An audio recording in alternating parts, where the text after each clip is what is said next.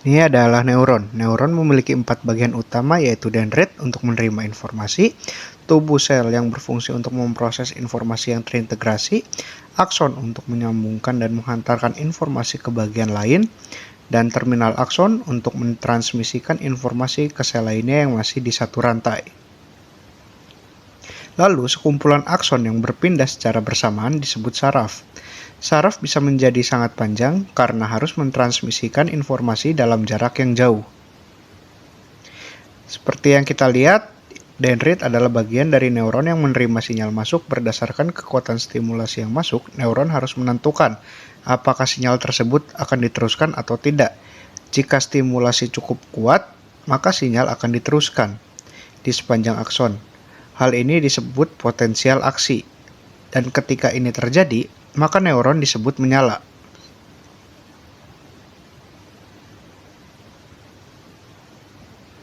Transmisi dari sinyal neural seluruhnya bergantung pada pergerakan ion atau partikel yang bermuatan. Bermacam-macam ion termasuk sodium, potasium, dan klorida didistribusikan secara acak di dalam dan luar sel. Keberadaan dan pergerakan dari ion-ion ini tidak hanya penting ketika neuron menyala, tetapi juga saat neuron sedang istirahat.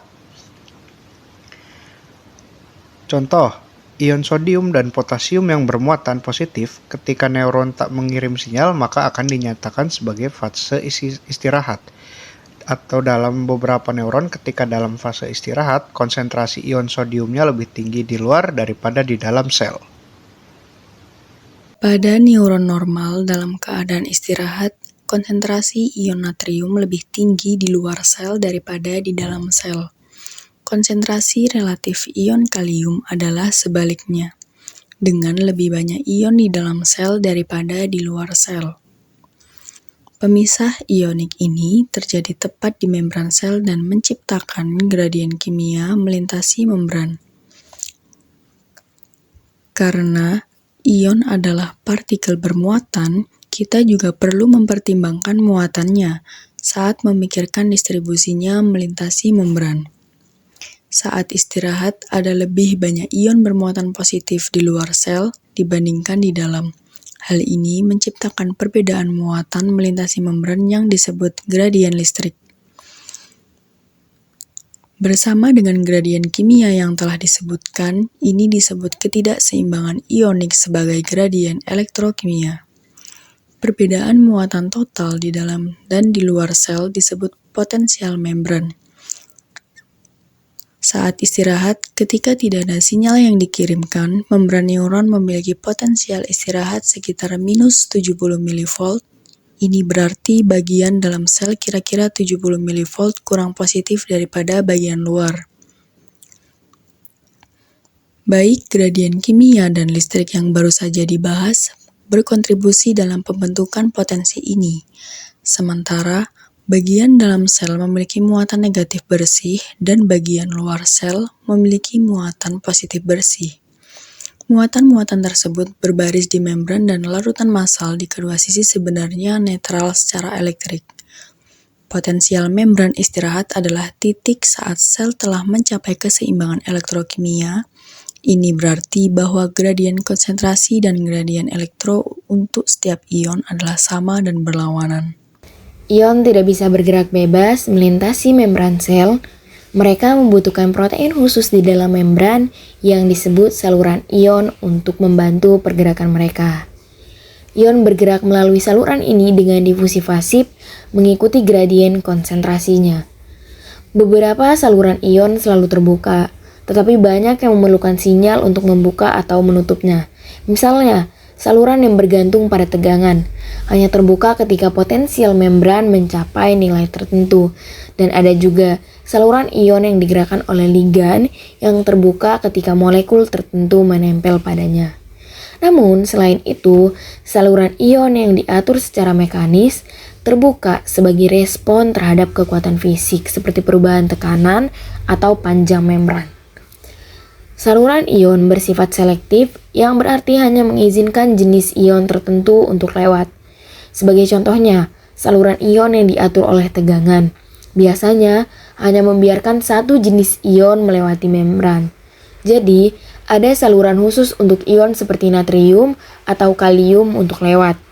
Saat ion melewati saluran dan bergerak melintasi membran, potensial membran sel berubah dari kondisi istirahatnya. Jika perubahan ini kecil, biasanya disebut potensial bertahap. Nah, potensial ini bisa bervariasi ukurannya, bisa positif ataupun negatif, dan biasanya sementara. Potensial bertahap ini tidak selalu disebabkan oleh saluran yang diatur tegangan. Ketika saluran ini terbuka dan potensial bertahap muncul, neuron akan cepat bekerja untuk mengembalikan potensial membrannya ke kondisi istirahat. Ketika saluran ion terbuka dan potensial bertahap terjadi, neuron bergerak cepat untuk mengatur ulang potensial membrannya ke nilai res yang dicapai melalui penggunaan pompa natrium kalium dengan menggunakan energi hasil dari hidrolisis ATP untuk secara aktif mengangkut ion melintasi membran melawan gradien konsentrasinya. Dengan kata lain, natrium diangkut keluar sel dan kalium diangkut kembali ke dalam sel.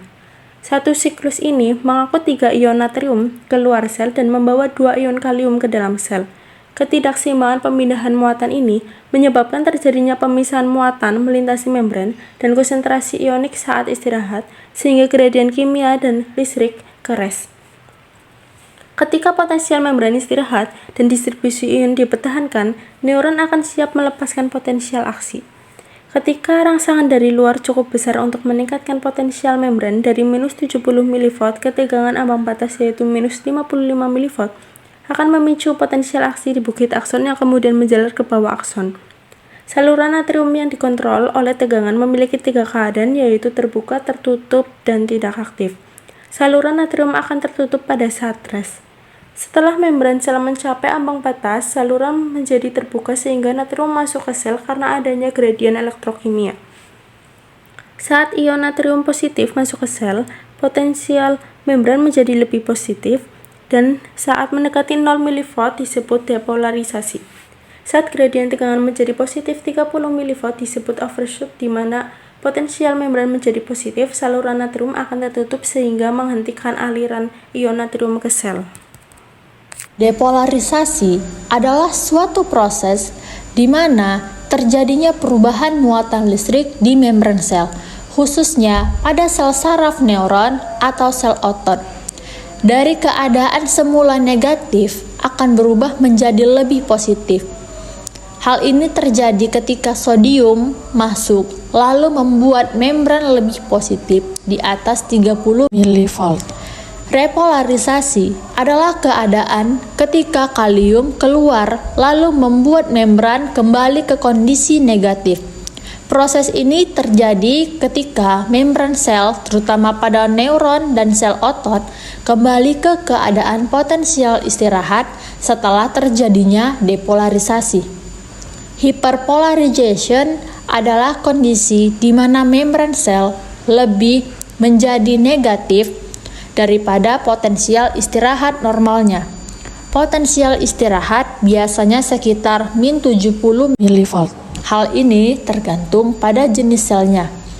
Dan selama hiperpolarisasi, nilai ini menjadi lebih negatif, misalnya min 80 mV atau lebih. Potensial akan menjadi lebih negatif sebelum akan kembali ke resting potensial.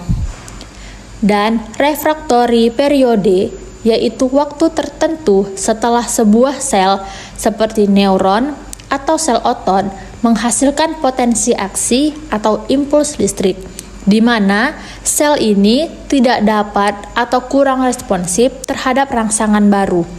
Hal ini terjadi karena untuk mencegah adanya potensi tindakan baru yang terjadi terlalu cepat atau bergerak mundur. Myelin sheath adalah lapisan isolasi yang terbentuk di sekitar akson neuron. Lapisan ini juga terdiri dari lipid dan protein yang sangat berfungsi untuk meningkatkan kecepatan transmisi impuls listrik di sepanjang akson. Myelin sheath dihasilkan oleh sel Schwann di sistem saraf perifer atau singkatannya PNS dan oligodendrosit di sistem saraf pusat atau singkatannya CNS. Myelin sheath juga digunakan untuk mempercepat transmisi melalui saltatory conduction di mana sinyal tampak melompat di antara nodes of Ranvier. Pada sistem saraf, perifer, mielin akan dibentuk oleh Schwann cells, sementara itu pada sistem saraf pusat akan dibentuk oleh oligodendrosit. Sinyal dengan stimulus kuat akan memicu frekuensi potensi tindakan yang akan lebih tinggi. Akan tetapi, amplitudo setiap potensi tindakan akan tetap konstan.